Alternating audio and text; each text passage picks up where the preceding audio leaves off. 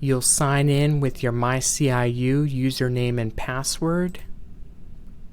The first time you may have to accept an agreement, and then you won't see that screen again.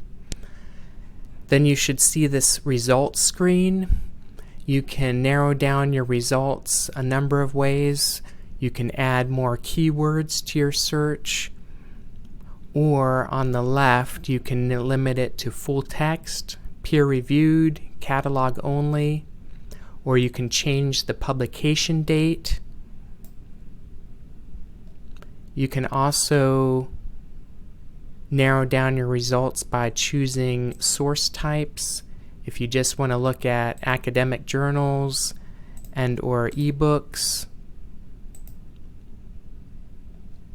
When you found a resource that you like, you can look at the subjects that it lists and use those in your search. When you have the item that you want, there are a number of things that you can do with it. You can add it to your folder. Then the next time that you access EBSCO Discovery Service, you can find it in your folder up here in the top right. You can print it, email it, save it to your computer, or find citation information here. If you have any questions, please let us know.